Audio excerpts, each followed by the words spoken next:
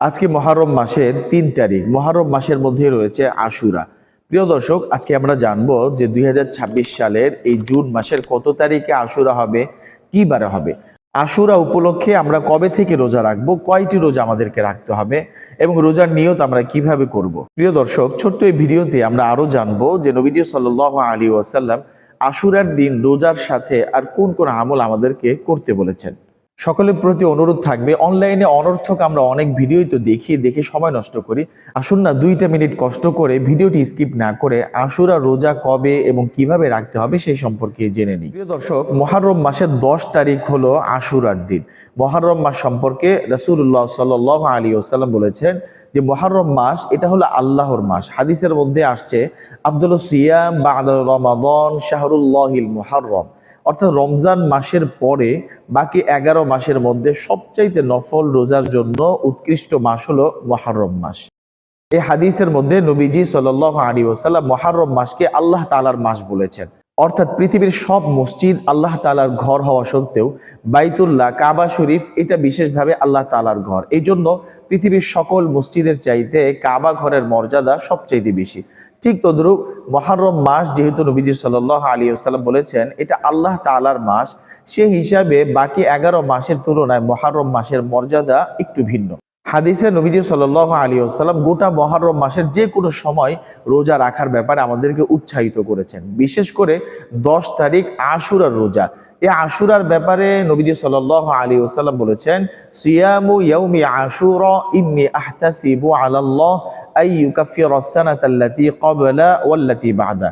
নবীজি বলেছেন, আশুরার রোজা যে ব্যক্তি রাখবে আমি আশাবাদী আল্লাহ তাআলা তার পূর্বের 1 বছর এবং পরের 1 বছরের গুনাহ আল্লাহ মাফ করে দেবেন। সুবহানাল্লাহ। প্রিয় দর্শক, আশুরার এই গুরুত্বপূর্ণ রোজাটি এই জুন মাসের কত তারিখ এবং কি বারে রাখতে হবে, এখন আসুন আমরা সেটা জেনে নিই। এবছর আশুরা হলো জুন মাসের 26 তারিখ শুক্রবার দিন। শুক্রবার দিন হলো আশুরা, আমরা এই শুক্রবার দিন রোজা রাখবো। তবে আশুরার রোজার ব্যাপারে নবীজি সাল্লাল্লাহু আলাইহি ওয়াসাল্লাম হাদিসে যে নির্দেশনা দিয়েছেন সেটা হলো যে আশুরার দিন যেহেতু ইহুদিরাও রোজা রাখে, তাই নবীজি বলেছেন তোমরা ইহুদিদের সাথে তোমাদের রোজার যাতে মিল না হয়ে যায়, এই জন্য ইহুদিরা এই দিনে মাত্র একটি রোজা রাখে, তোমরা এই দিনে 2টি রোজা রাখবে, আশুরার দিন এবং তার আগের দিন, অথবা আশুরার দিন তার পরের দিন। অর্থাৎ আশুরা যেহেতু মুহররমের 10 তারিখ, তাহলে আমাদেরকে রোজা রাখতে হবে মুহররমের 9 তারিখ এবং 10 তারিখ, অথবা 10 তারিখ এবং 11 তারিখ। এবং ইংরেজি মাসের তারিখ অনুযায়ী আগামী 26শে জুন শুক্রবার হলো আশুরার দিন। যেহেতু আশুরার দিনের সাথে তার আগের দিন অথবা তার পরের দিন মিলিয়ে 2টা রোজা রাখতে হবে, সেই হিসাবে আমরা বৃহস্পতিবার একটা রোজা রাখবো এবং আগামী শুক্রবার একটা রোজা রাখবো, অথবা শুক্রবার একটি রোজা রাখবো এবং তার পরের দিন শনিবার দিন একটি রোজা রাখবো। একটু সহজ করে যদি বলি যে আশুরার দিন হলো আগামী 26শে জুন শুক্রবার দিন, সেদিন আমাদেরকে আশুরা রোজা রাখতে হবে। এবং হাদিসের নিয়ম অনুযায়ী সুন্নত পদ্ধতিতে যদি রোজা রাখি তাহলে তার আগের দিনের সাথে মিলিয়ে একটি রোজা রাখতে হবে, অর্থাৎ বৃহস্পতিবার একটি রোজা রাখবো এবং শুক্রবার দিন একটি রোজা রাখবো, অথবা তার পরের দিন অর্থাৎ শনিবার দিন একটি রোজা রাখবো এবং শুক্রবার দিন একটি রোজা রাখবো। এইভাবে আমরা আগের দিনের সাথে মিলিয়ে 2টি রোজা অথবা পরের দিনের সাথে মিলিয়ে 2টি রোজা আমাদেরকে রাখতে হবে। প্রিয় দর্শক, এই রোজার নিয়ত একেবারেই সোজা, আরবিতে নিয়ত করা জরুরি না। বাংলায় আমরা মনে মনে শুধু রোজার নিয়ত করব এভাবে যে আমি আশুরার নফল রোজা রাখতেছি, যে আমি আল্লাহ তাআলা সন্তুষ্টির উদ্দেশ্যে আশুরার নফল রোজা রাখতেছি।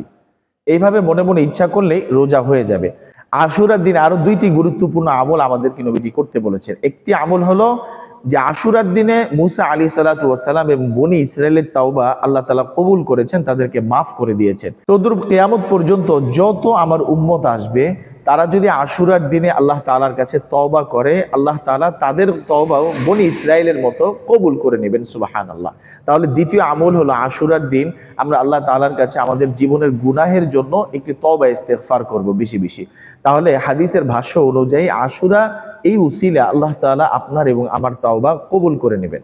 আশুরার 3 নম্বর আমল হলো নবী সাল্লাল্লাহু আলাইহি ওয়াসাল্লাম বলেছেন, মান ওয়াসআ আলা ইয়ালিহি ওয়াসআল্লাহু আলা সাইর সানাতিহি। অর্থাৎ যে ব্যক্তি আশুরার দিনে তার পরিবারের জন্য ভালো খাবারের ব্যবস্থা করবে, আল্লাহ তাআলা ওই পরিবারের জন্য সারা বছর ভালো খাবার ব্যবস্থা করাকে তিনি সহজ করে দিবেন। অর্থাৎ আপনি আশুরার দিন পরিবারের জন্য ভালো খাদ্যের ব্যবস্থা করুন। আল্লাহ রাব্বুল আলামিন সারা বছর আপনার রিজিকের মধ্যে, খাবারের মধ্যে তিনি বরকত দান করবেন ইনশাআল্লাহ।